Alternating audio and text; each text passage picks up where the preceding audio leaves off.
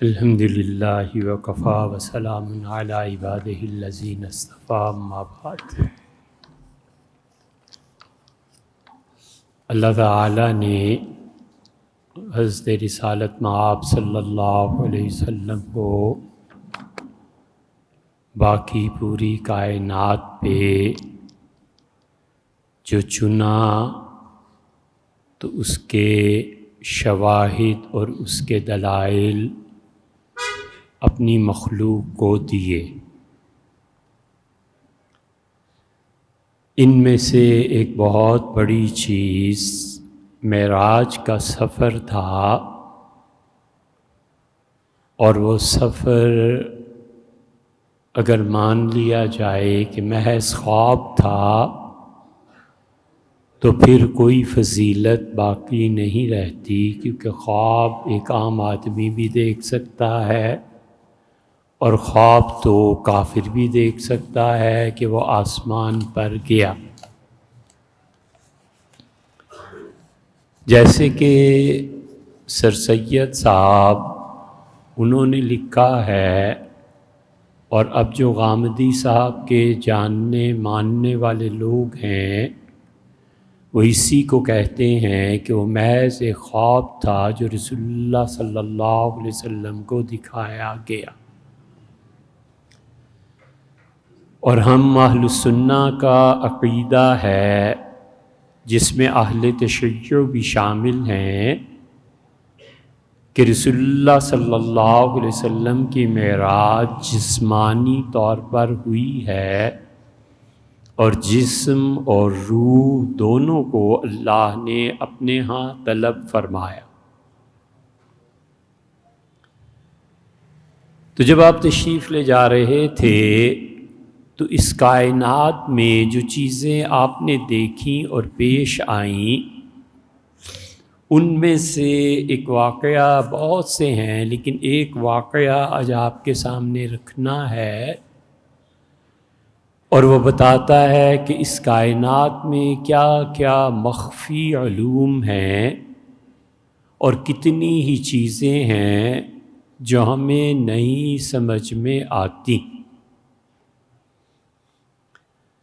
آپ دور حاضر کی مثال دیکھیں تو اب ہمارے ہاں شاید ہی چند لوگ پورے 20 کروڑ میں ہوں جو سیمیا، ریمیا، کیمیا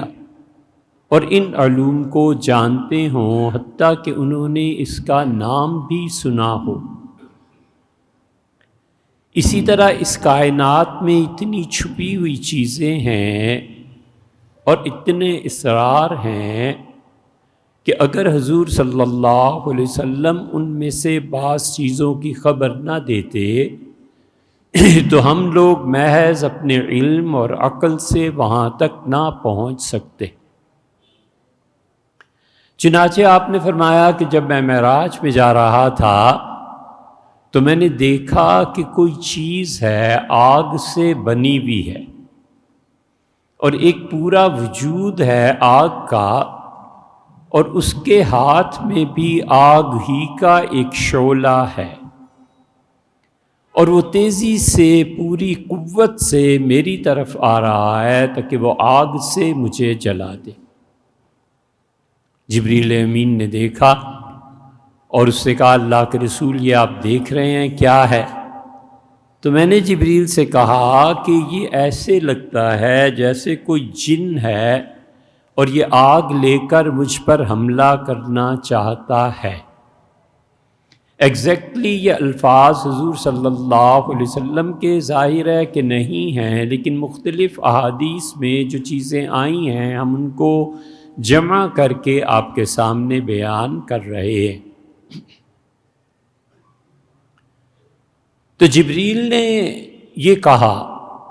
کہ اللہ کے رسول اگر آپ چاہیں تو میں ایسی چیز پڑھ دوں جو اس جن کی سازش کو ختم کر دے اور آپ کی حفاظت ہو جائے۔ تو آپ نے اجازت دی اور جبریل امین نے پڑھنا شروع کیا، اور انہوں نے کہا کہ اعوذ بوجہ اللہ الکریم، میں اللہ کی پناہ مانگتا ہوں اللہ کی ذات جو کہ بہت زیادہ عزت اور احترام والی ہے۔ ہم جن تنزلات ستہ پہ بات کر رہے تھے اس میں پہلی چیز ہے اللہ کی ذات، اور سارے صوفیہ جن مسائل پہ بحث کرتے ہیں ان میں وحدت الوجود اور وحدت الشہود، یہ دونوں مسائل اللہ کی ذات سے شروع ہوتے ہیں،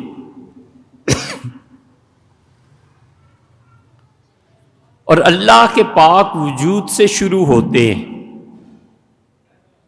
اور اللہ کے اس وجود کے بعد ایک چیز یہ ہے کہ اللہ کی شان کا ظہور ہوتا ہے، لیکن اللہ کی شانیں خود اللہ کے لیے ظاہر ہوں اور اللہ ہی ان شانوں کو سنبھالے، یہاں تک کسی کی رسائی نہیں ہے کائنات میں۔ اگر کوئی دعویٰ کرتا ہے کہ اللہ کی ان شانوں کو اس نے دیکھا ہے یا اللہ کی ان شانوں تک پہنچا ہے، وہ فلسفی ہے تو بھی جھوٹ ہے، وہ مراقبے کا ذکر کرتا ہے تو بھی جھوٹ ہے، وہ خواب کا ذکر کرتا ہے تو بھی جھوٹ ہے، کیونکہ اللہ کی وہ شانیں جو اللہ ہی کے لیے ظاہر ہوتی ہیں اور اللہ کے پاک وجود کی طرف لوٹتی ہیں، اس میں ایسا کوئی چاہیے مخلوق جو اللہ سے بھی بلند و بالا ہو، وَلِعِیَاذُ بِاللَّہ، اور یوں نہیں ہو سکتا۔ اللہ کی ذات اور اس کے اسماء نام اور اللہ کی صفات، یہ تین چیزیں ہیں۔ اللہ کی ذات کے بعد اس کے اسماء جو اس نے نازل کیے اور ہم جانتے ہیں، آپ جانتے ہیں، قرآن کریم میں پڑھتے ہیں۔ یہاں آپ دیکھیے قرآن عمومی طور پر آیات کے آخر پہ اپنا نام ذکر کرتا ہے، وَهُوَ الْغَفُورُ الْوَدُودُ، اور اللہ کی ذات مغفرت فرمانے والی اور محبت فرمانے والی۔ ان اللہ سمیع بصیر، اللہ سننے والا اور دیکھنے والا۔ متعدد آیات قرآن کی اللہ کے ان صفاتی ناموں پر ختم ہوتی ہیں، اور اس کی بنیادی وجہ ایک یہ بھی ہے کہ ہمارا اور یہودیوں کا جو جھگڑا ہمیشہ رہا ہے، حضور صلی اللہ علیہ وسلم کے زمانے سے بھی، اور آپ مدینہ منورہ تشریف لے گئے تو اصل تو میچ وہاں پڑا۔ اصل میں تو یہودیوں نے اپنے مذہبی عقائد کا تذکرہ وہاں کیا ہے،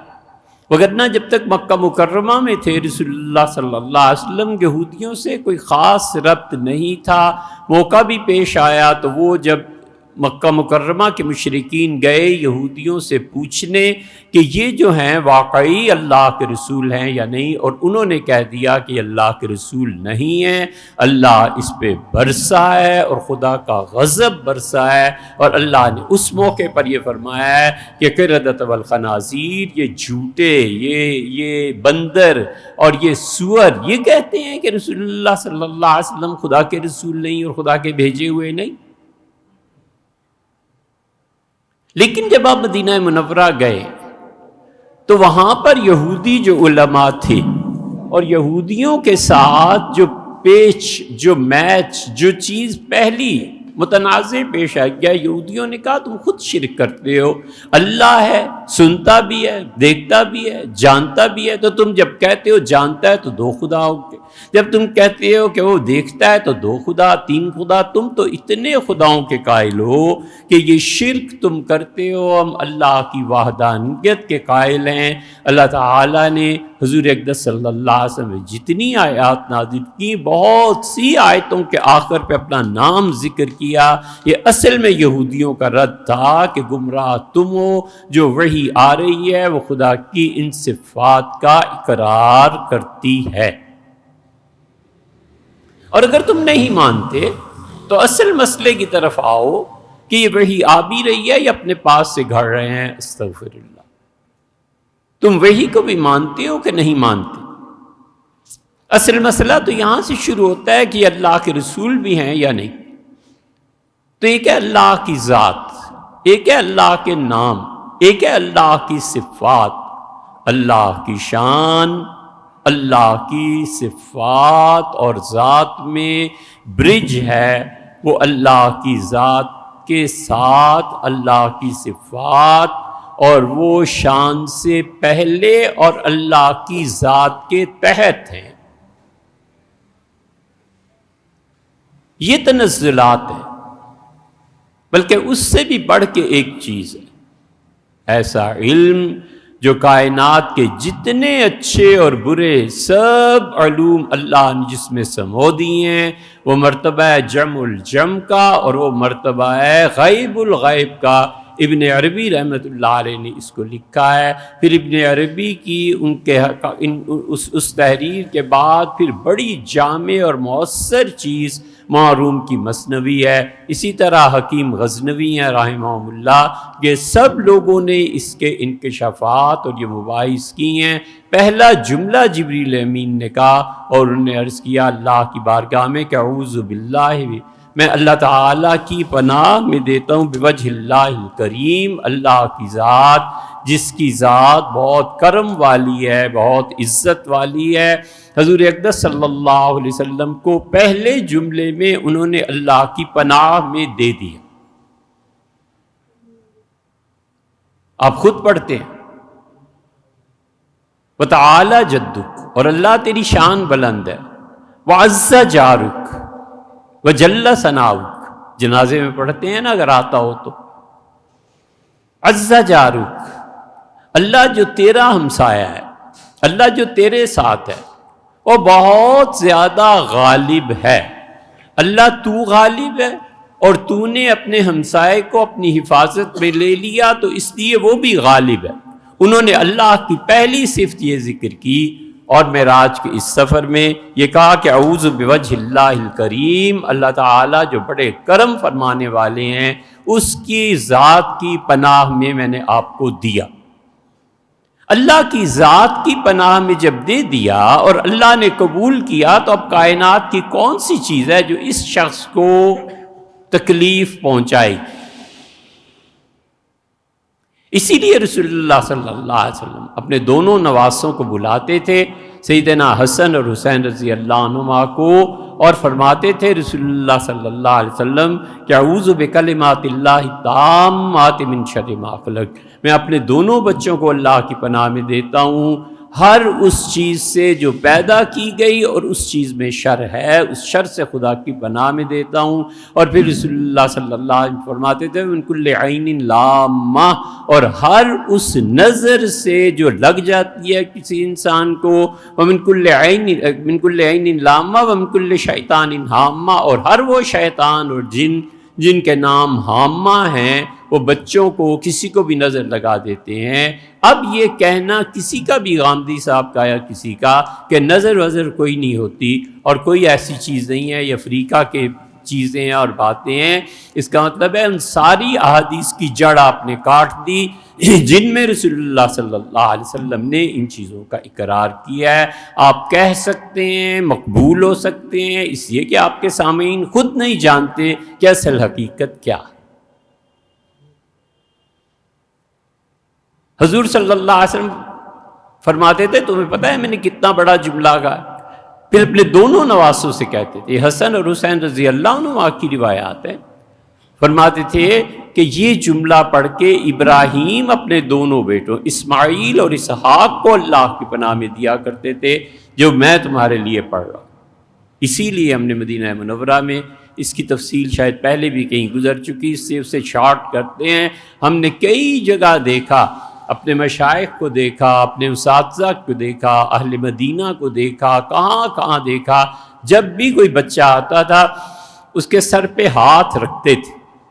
اور ہمیشہ یہ دعا مانگتے تھے کہ ربک اللہ کریمن، اللہ تجھے عزت والی زندگی دے، لا فقیرن ولا یتیمن، اللہ فقر و فاقہ نہ دکھائے اور اللہ یتیمی کا دور نہ دکھائے۔ ہم نے کئی ایک سے پوچھا کہ حضرت یہ حدیث میں، انہوں نے کہا نہیں پتا، لیکن اتنا معلوم ہے کہ ہمارے شہروں میں اس پہ عمل ہوتا ہے کہ اپنا بچہ، کسی کا بچہ پیدا ہونے والا، اس کے سر پہ ہاتھ رکھ کے یہ دعا مانگا کرو کہ رباک اللہ کریمن، اللہ عزت والی زندگی دے، لا فقیرن ولا یتیمن، اللہ فقیر بھی نہ، محتاج بھی نہ کرے، اور اللہ تجھے یتیمی کے داغ سے بھی محفوظ رکھے۔ یہ ان سے پوچھو جو بچپن میں یتیم ہو جاتے ہیں،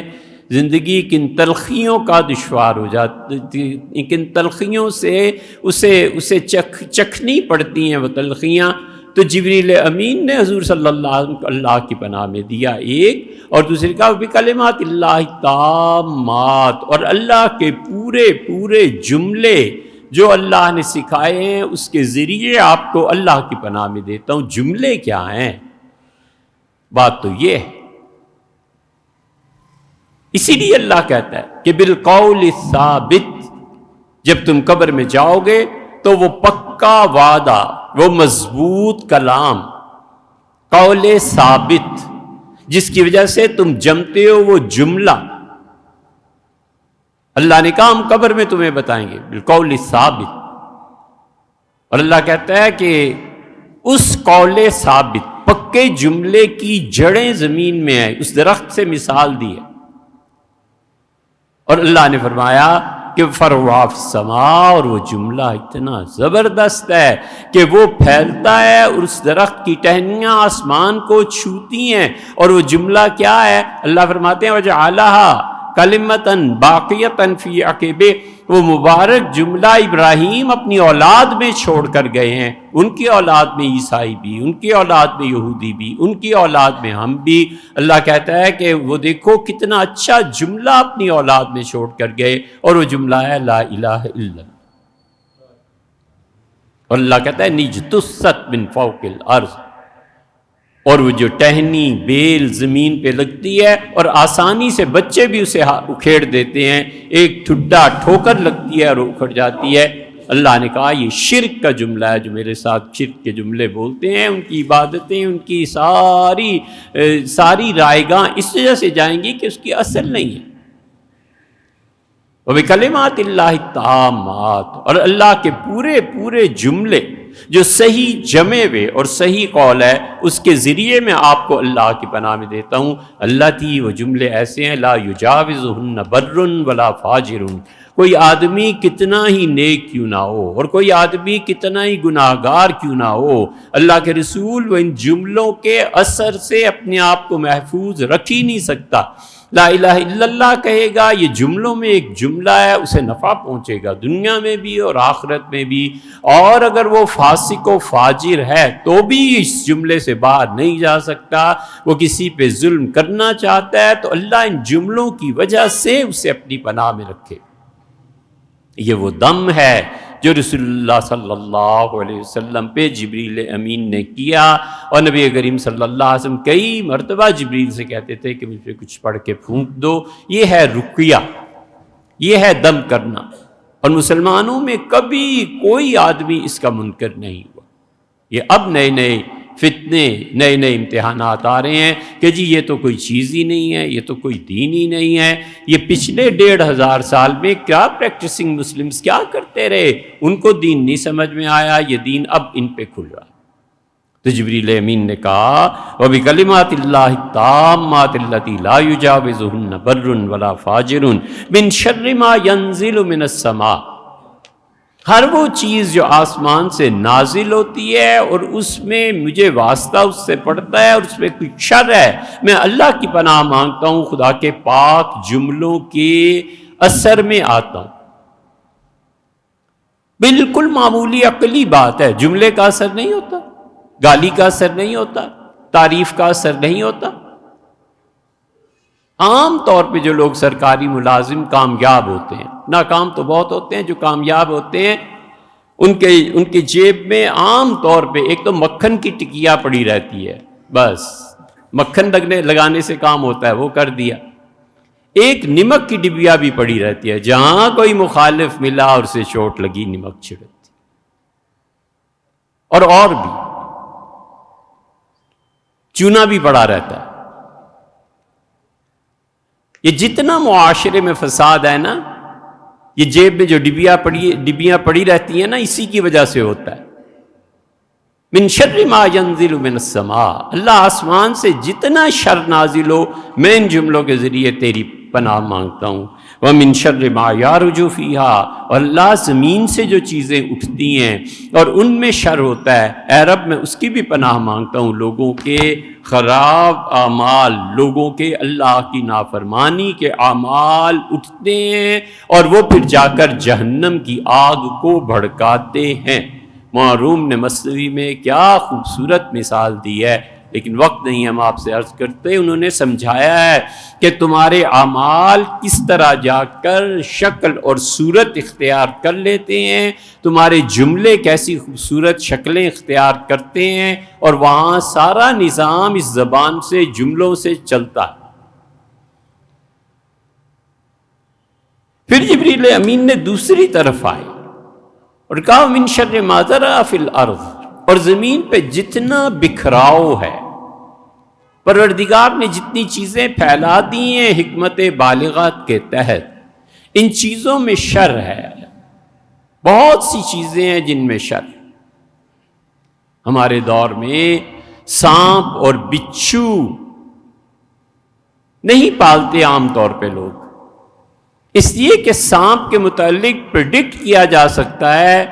کہ یہ کاٹ لے گا، بچھو کے متعلق ہر کوئی جانتا ہے کہ ڈنک مارے گا، ان کا اعتبار ہے، ان کی پریڈکشن کی جا سکتی ہے۔ ایک انسان اتنا شریر ہو گیا ہے، اس کی کوئی پریڈکٹیبل چیز نہیں ہے کہ یہ کیا کرے گا۔ ابھی یہ ہاتھ چوم رہا تھا، ابھی اس نے جوتا اٹھا لیا، ابھی ماں کی خدمت کر رہا تھا اور ابھی ماں کے بال پکڑ لیے، والعیاذ باللہ۔ اتنا غیر یقینی کردار ہو گیا انسان کا کہ انسان پہ بھروسہ نہیں کر سکتا۔ من شر ما ذرأ فی الارض،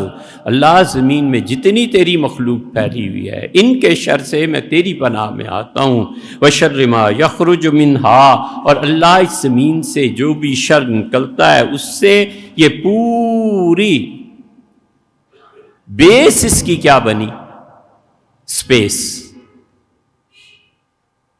مکان، آسمان سے نزول ہونا اور آسمان کی طرف چلنا۔ یہ جو تنزلات ستہ ہے نا، اس کے آخری 4 منازل یہ ہیں: عالم روح، عالم مثال اور عالم وجود۔ اس لیے وحدت الوجود کا ابن عربی رحمۃ اللہ علیہ ذکر ہی نہیں کرتے۔ ابن عربی رحمۃ اللہ علیہ کا، معروم کا مثنوی میں، اور علامہ اقبال کا، ان سب کا دائرہ جو ہے جہاں پہنچ کے سارے علوم ختم ہو جاتے ہیں، کیا ٹاپ کی چیز سنی ہے، اور جمع الجمع ہے، غیب الغیب ہے، اللہ کی ذات، پھر آگے اللہ کے نام اور اس کی صفات۔ یہاں پہنچ کے مسئلہ پیدا ہوتا ہے تشبیہ اور تنزیہ کا۔ جس انسان کو تنزیہ پہ نہیں ایمان، وہ مومن ہی نہیں ہو سکتا، اور جو تشبیہ کو مانتا نہیں ہے وہ بھی مومن نہیں ہے۔ مومن ہمیشہ مسلمان تنزیہ اللہ کی اور تشبیہ دونوں پر ایمان رکھتا ہے۔ اللہ کی تنزیہ اور اللہ کی تشبیہ دونوں کو ماننا ضروریات دین میں سے ہے، الا یہ کہ کوئی آدمی جاہل۔ سپیس کور ہو گئی۔ اب جبریل امین دوسری طرف آئے اور ان کا من فتن اللیل والنہار، اللہ زمانے میں جو آزمائشیں ہیں، وہ آزمائش مجھ پر دن کو اترے یا رات کو اترے، اللہ میں تیری پناہ مانگتا ہوں۔ من طوارق اللیل، اور جو راستے تو نے بنائے ہیں فضاؤں میں، زمانے میں، ٹائم میں، سپیس میں، جتنے راستے ہیں، ان راستوں میں جتنا شر ہے، خدایا مجھے اپنی پناہ میں رکھ۔ الا طارقا یطرق بخیر، سوائے ان راستوں کے جو اللہ خیر کی طرف وہ راستے لے جاتے ہیں۔ یا رحمان، اے سب سے زیادہ مہربانی فرمانے والے، وہ راستے میرے لیے کھول دے جہاں خیر ہے اور جہاں شر ہے۔ وہ راستہ چاہے زمان میں ہو چاہے مکان میں ہو، اللہ دونوں سے مجھے اپنی پناہ میں رکھ۔ یہ وہ جامع دعا ہے جو جبریل امین نے حضور صلی اللہ علیہ وسلم پڑھ کے پھونکی اور نبی کریم صلی اللہ علیہ وسلم فرمایا میں نے دیکھا پہلے تو وہ آگ بجھ گئی اور اس کے بعد جو چیز میری طرف آ رہی تھی وہ اوندھے منہ نیچے کی طرف جا کے گری اور میں محفوظ ہوں۔ ہمیشہ اللہ سے یہ دعا مانگتے رہو، اپنے بچوں کے لیے، اپنے لیے، خاندان کے لیے۔ اعوذ بوجہ اللہ الکریم وبکلمات اللہ التامات اللتی لا یجاوزہن بر ولا فاجر من شر ما ینزل من السماء وشر ما یعرج فیہا ومن شر ما زرع فی الارض، وہ شر سے جو زمین پہ پھیل گیا ہے، وشر ما یخرج منہا، اور جو زمین سے نکلتا ہے، ومن فتن اللیل والنہار، اللہ دن کو اور رات کو جتنی آزمائشیں آتی ہیں اے پروردگار، ومن توارق اللیل، اور راتوں کو جو جنات اور تیری مخلوق سفر کرتی ہے اور انسان سفر کرتے ہیں، اور اس میں جو شر پیش آتا ہے، تاریکی کی وجہ سے کوئی فائدہ اٹھاتے ہیں لوگ، اللہ تارک یترک، اللہ یترک بخیر، سوائے اس راہ کے جس راہ میں خیر ہو۔ اللہ میں ساری راہوں سے تیری پناہ مانگتا ہوں یا رحمان، اے بہت مہربانی فرمانے والا۔ انشاءاللہ اس کی روشنی میں آئندہ بات کریں گے تنزلات ستہ پہ۔ یہ دعا آپ یاد کیجئے، آپ بھی تو کچھ کام کیا کیجئے نا۔ اس کی تقریباً 50 کے قریب کاپیز ہم لائے ہیں، نماز کے بعد آفتاب صاحب سے لے